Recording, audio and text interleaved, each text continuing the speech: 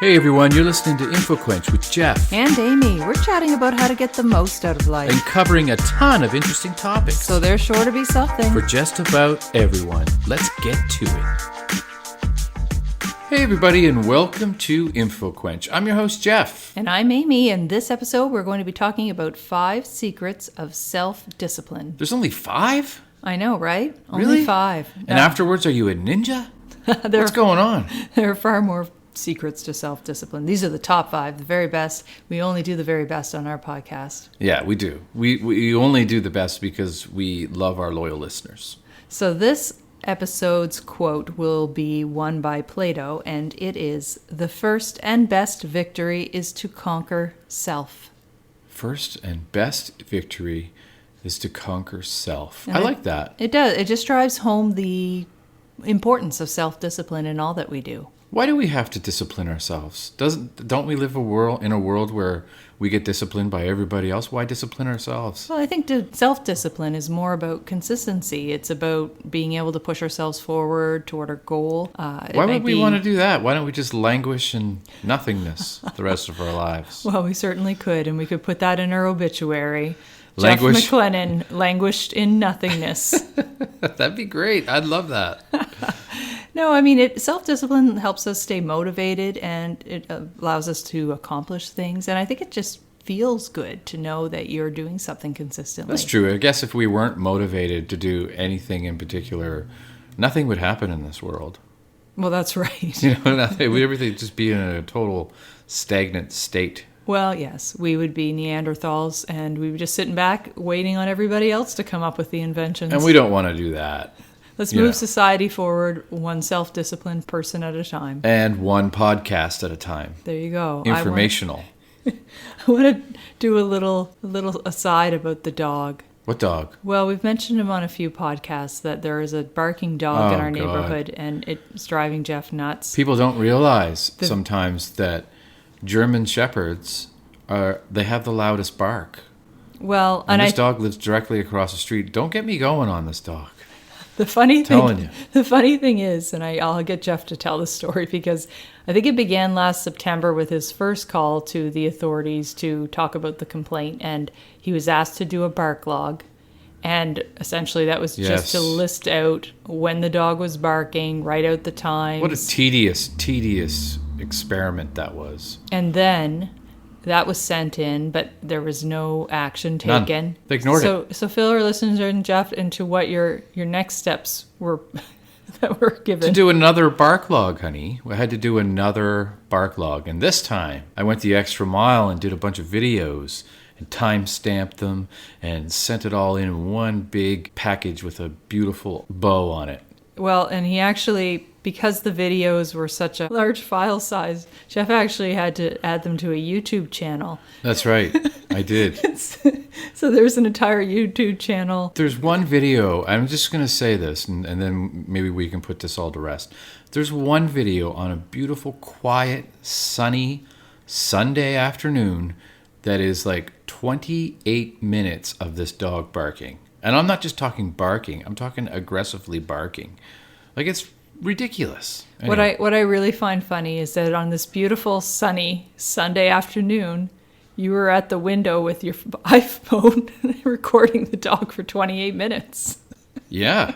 No, I was outside for that. You went outside for that? I went outside for that. Yeah. Well, and this, just so people know how much this has become a thing in our household, for Jeff's recent birthday, our son's homemade card was actually a comic. That's right. And it outlined Jeff's ongoing saga with the dog that ended up with the dog in doggy prison. You know what would be great is if we posted on each day one of the pages from that comic on our There you go. Instagram. That might be a little task for me. Yeah, I don't know how to do that stuff.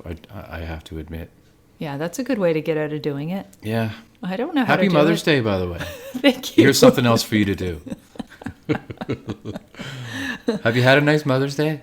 I've had a great Mother's Day. Did you have a great 50th birthday? I did. It was fantastic. You blew it out of the park organizing that party. Well, I wasn't looking for accolades there, but Jeff did pass a milestone, so I just wanted to acknowledge that, timestamp that on this episode, and I anticipate a midlife crisis in a couple of weeks, probably. What will that entail? Is there going to be a new convertible? No, a lot of really sad songs on the guitar I bought for my birthday. It's not going to be like a 20-year-old hanging out in her driveway?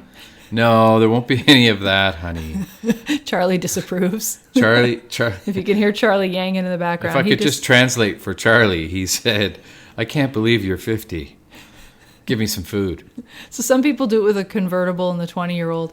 You're doing it with sad songs. I'm just going to do They say so much. with sad songs, and then maybe what I'll do is I'll punish myself by going for a run and realizing how it feels to be 50 and out of shape. Well, yeah, that'll be fun. You know what brought on the idea for this episode is Jeff and I are both post-COVID. Yep. And with COVID, and I think a lot of people can relate to this, it very much throws you out of your routine.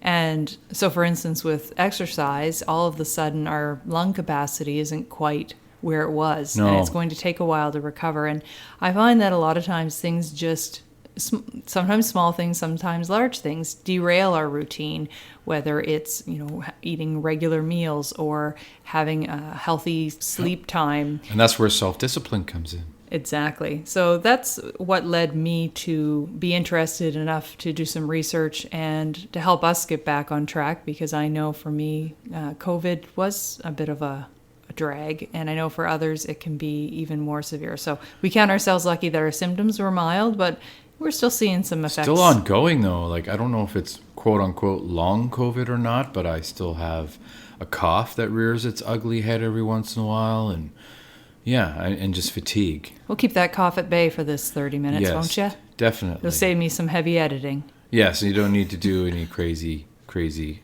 editing. So a lot of the information from this episode, I just wanted to give credit to mindtools.com. I gathered information around self-discipline from their awesome website. And I'm actually going to go through 5 secrets or 5 steps that you can use, practical steps to help you become more self-disciplined. And the first one is to choose a goal. And I think that's something that drives us to pursue self-discipline, is to accomplish something, to have a goal. And goals can be small, goals can be huge. Like, well, a goal that I failed was running a marathon when I turned 50. So at least it was a goal I made for myself and then never accomplished. Well, but that's okay. Maybe you'll do it for your double nickels. That's right. Maybe. There you go. A little palindrome This in the 50s. is Jeff's self-loathing episode, I think. No, but I think it's, when we talk about a goal, you can have the end goal, but a lot of times that is what people focus on, and then it gets lost, But why not have the goal just to be having your habit repeated on a regular basis? So your goal may be just to go out for a walk regularly. Which I have been doing. To do meal planning regularly. Which we didn't do. We talked about this last podcast, and we still haven't gotten around to doing it. I know, which is why I felt it was very important to do the self-discipline So the self-discipline podcast is just a way of kicking ourselves in the butt to Have you seen how motivated I've been just today after having researched self-discipline? Yeah, it's been great. I know. I've gotten so much accomplished on a Sunday. We actually did do a lot today. Like, a lot of, little tasks, household tasks. Yeah. When I do talk about goals, it is around that consistency. So the goal may be just to identify one area of your life that you want to improve upon, or just have that self-discipline in, and have the goal of doing that on a routine basis. And I would also add to that it shouldn't be too distance off. So for instance, having something that you do once a week will probably be very difficult to have it become a habit. Yeah. Where all of a sudden, if you're doing something every single day, like like writing down the bark log, like when the dog barks. Hopefully that won't have to be something you do for the next 5 years, but we'll see. We'll see. You can't even open the windows. Anyways, I'm not going to harp on it too much. I know. And Jeff's, he commiserates with the neighbor, because we have another neighbor who also has to go through this. Well, all of our neighbors do, I guess, but it just so happens that we're probably We're the doers. The doers. Yeah. Sometimes you got to accomplish it. And we should say we do not blame the dog. We do not blame the dog. I mean, sometimes it's difficult to not blame Yeah. the dog, Yeah. but it's not the dog's fault. It's, it's just a lack of training. Incidentally, moments before we started this podcast, the dog was out barking. We didn't want the dog barking during the podcast. So what did I do? I went right out there with the phone and took a video. Then the phone went, the dog went right into the house. Because they know I'm on to them. Do you think they look out their window and when you come out with your phone, they bring the dog in? No, I just think they see me from the other side of the fence, standing there like a psycho. Yeah, psycho. Yeah. I have to turn away from the mic. This is our life. This is our life. Okay, so maybe by the time next year rolls around and we re-listen to this old podcast episode, that little issue will be a thing of the past. Or maybe Jeff will be in his winter coat in January recording that dog next winter, but we'll see. We'll see. So yes, choose a goal and have that goal be to do something regularly. And an example would be, a daily walk, something that's easy. And rather than trying to say, I'm going to go for a 2-hour run every week. It's much easier to build a habit by having a high frequency of that thing, whatever that thing may be, and getting those repetitions in, and that's how it becomes ingrained. Lately, into your I've routine. really enjoyed the quiet of the woods. Going for solo hikes and stuff is really enjoyable. It's really nice. Not that I don't want you guys with me, but it is fun being by myself. So I'm going to move on to secret number 2 for self-discipline. We're only on 2? I know, right? Holy moly. I thought we were on... It's that There's only dog. 5. That darn dog has derailed us. I know. Number 2 is to find your motivation. And it's much easier to stay disciplined, to stick to something in your regular routine if you have a motivation to do so. And one way to find out or to solidify that motivation is to really think about the reasons why you're doing the thing. Mm-hmm.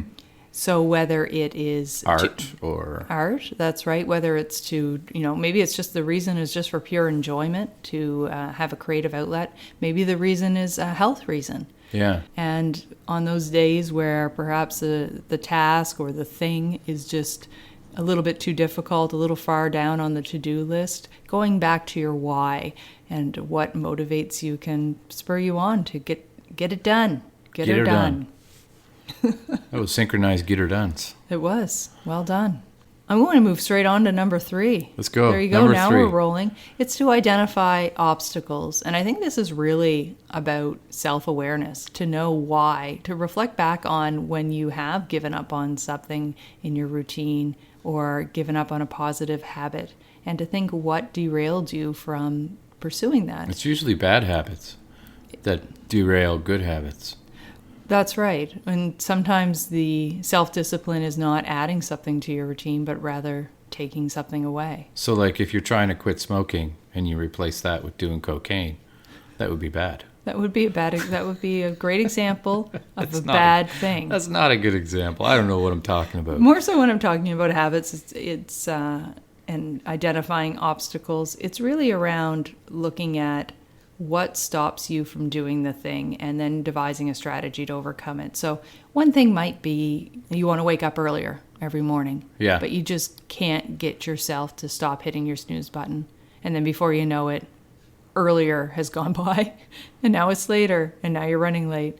So that could be something that can be overcome by just getting your butt out of bed before you hit the first snooze button. That's something you usually don't screw around with. Like when you need to get up to do a workout or something like that, you're not a snoozer, are you? You don't hit the snooze button. No, I'm pretty good with that. You just hop up. And you know what helped me? I actually read an entire book on this, and I don't know why I had to read the whole book on it, because I'm going to summarize it now for our readers. The entire book? Wow. Cole's notes with Amy. I shouldn't say. Reading the book does help. It helps give a lot more information around it, but it basically is called the 5-second rule. The book was by Mel Robbins.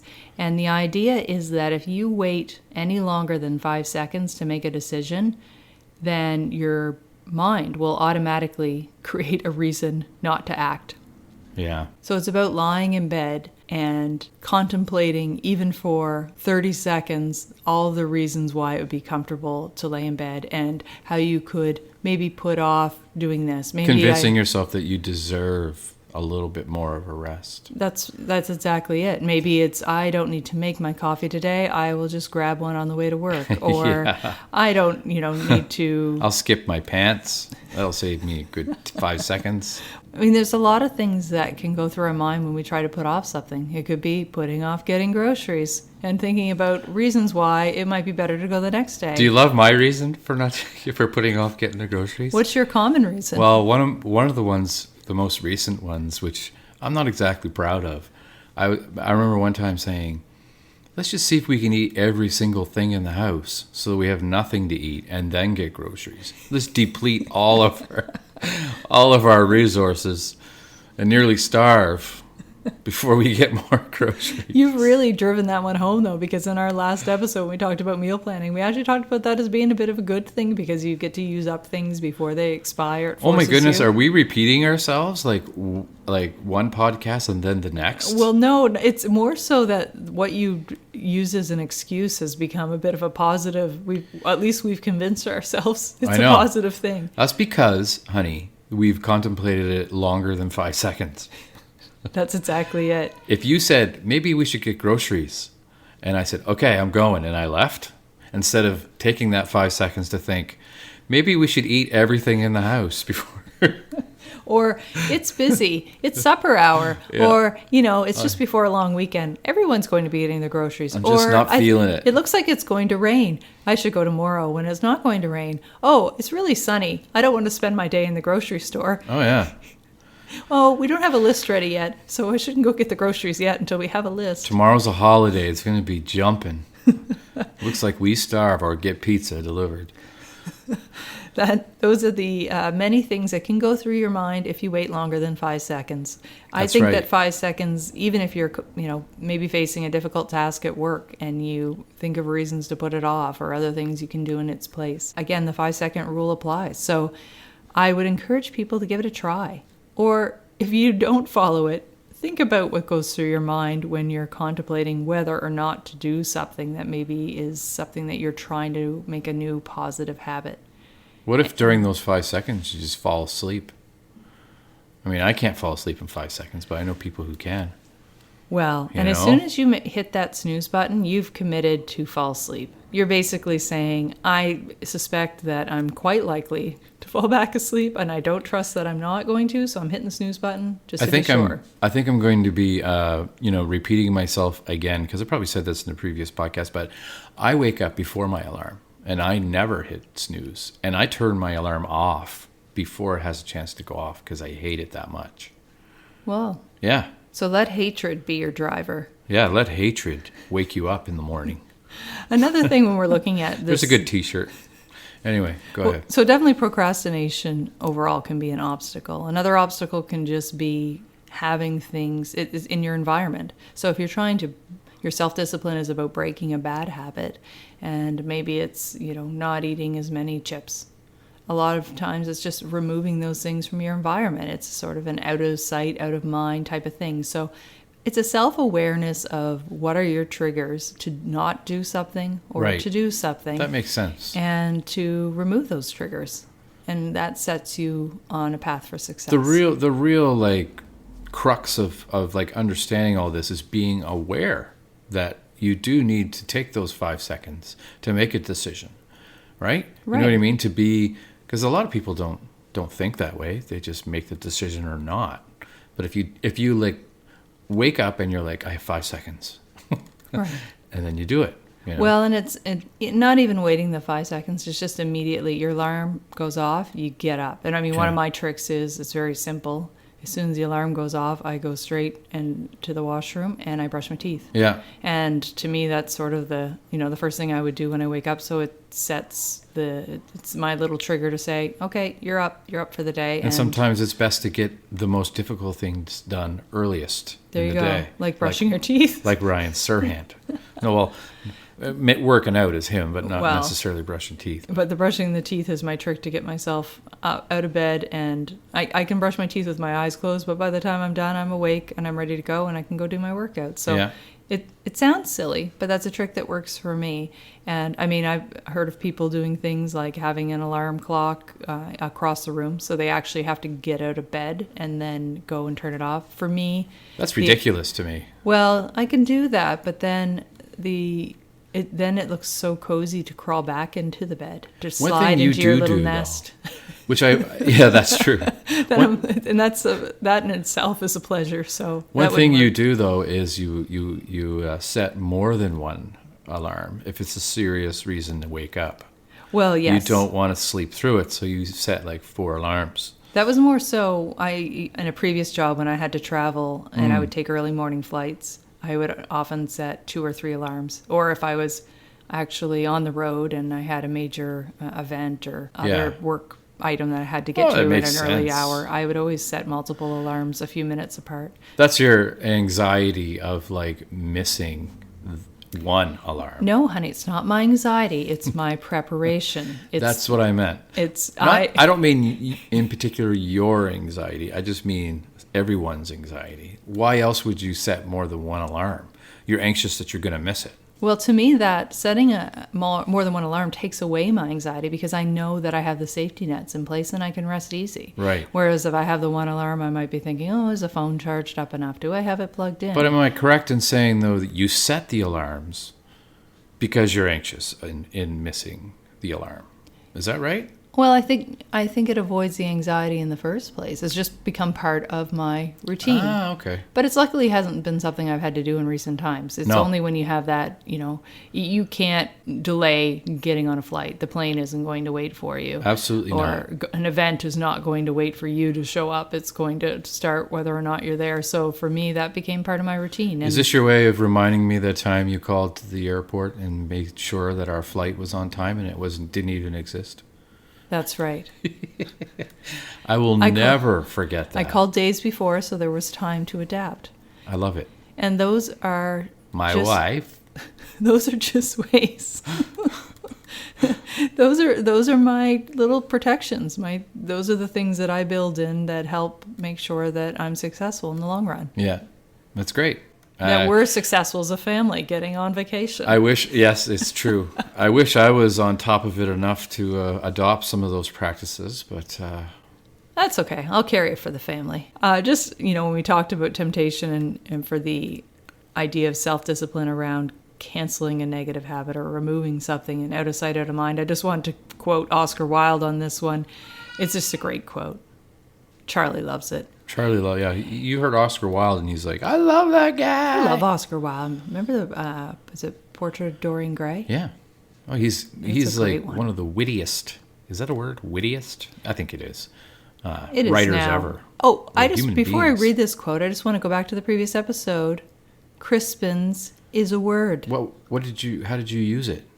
I was talking about cooking tofu, like baking tofu, and I Yeah. said the longer you leave it in, it crispens it up. And if you put some nutritional yeast, it crispens it up more.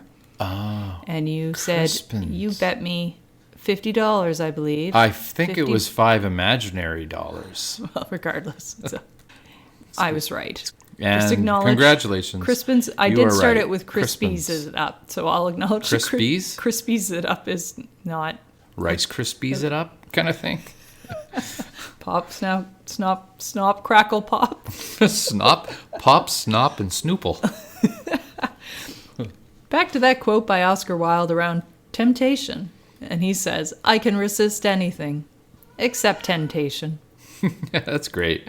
I love that See? the cat yanged during that one. I hope people heard it because then it made me think of the cat treats called Temptations. Oh, yes. So if we were doing a commercial, we could use that Oscar Wilde quote, and then the cat could, as soon as we said temptation, he could come in on cue with a bag of temptations. He just did it again. He knows we're talking about him. Number 4 of secrets to self-discipline is to replace old habits. So we talk about using self-discipline to maybe stop doing some things, but it's important to realize that sometimes when we stop doing things, it creates a void, and it's easier to fill that void with something positive if we want to maintain that positive change. That's going right. forward. So the idea, for instance, maybe you spend too much time on social media. Rather than just sitting around saying I'm not going to go on social media, then redirect your efforts and your attention to another task. Maybe it's reading a book, maybe it's taking on a hobby. It could be many things. But that's a great idea. When you cut out something, replace it. I distinctively remember years ago saying, trying to stay off social media more, gonna read books. And I showed a stack of books. And I read them all before I got back on social media again. Not true. But I did cut down on social media because I was reading so much. But you did not cut down on buying books.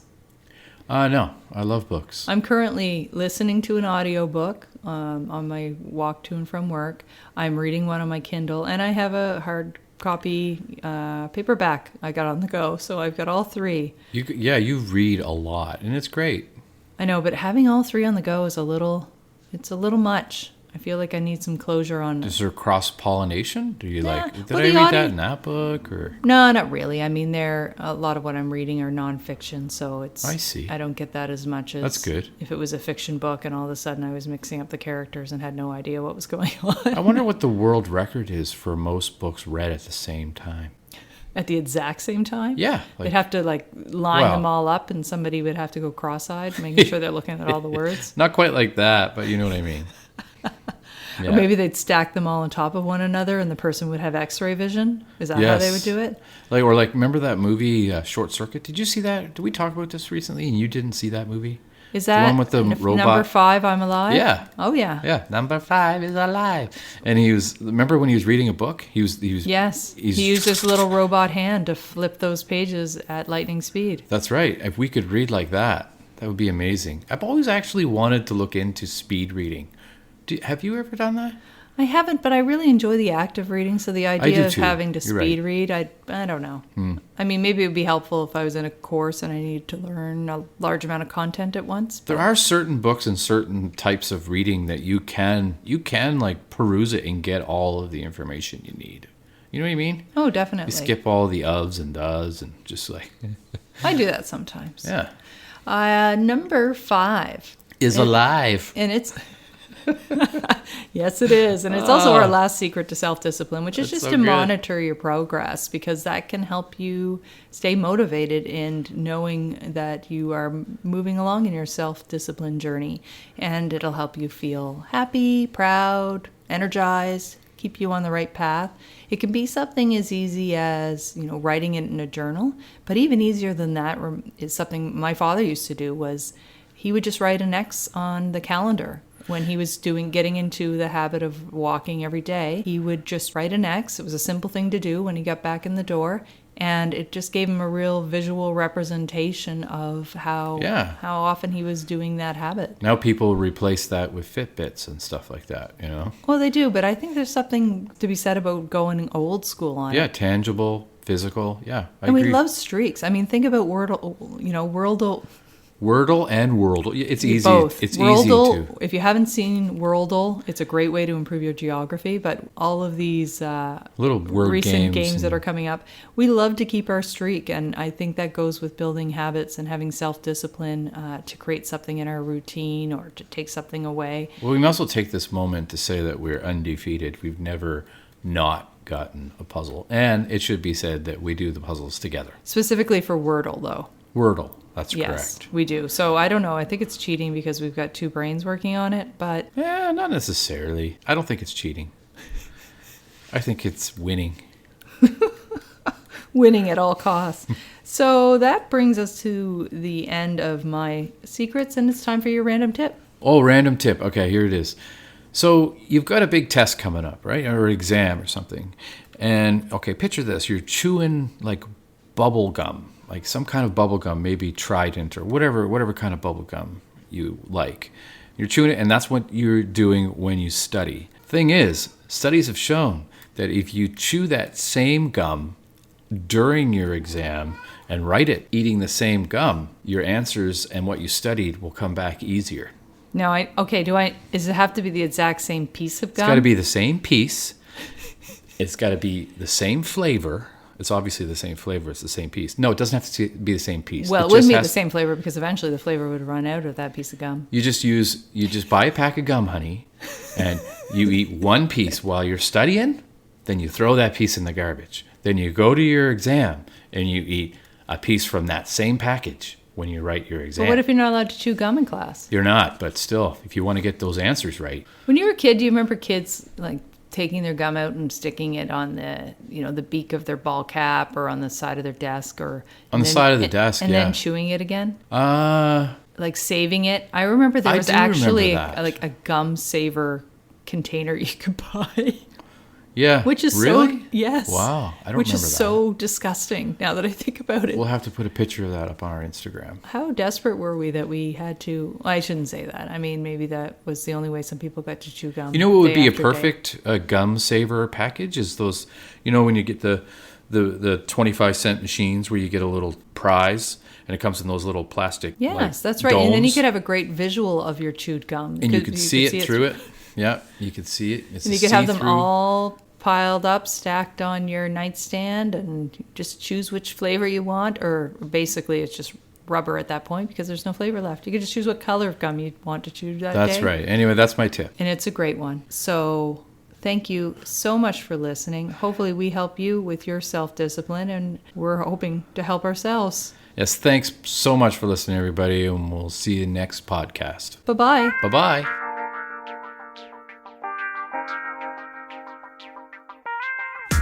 Thanks for listening. Be sure to check out past episodes and subscribe to keep up with what's new. You can find us anywhere you get your podcast, and why not leave a review? You can also follow Infrequent on Twitter, Facebook, and Instagram. Till next time.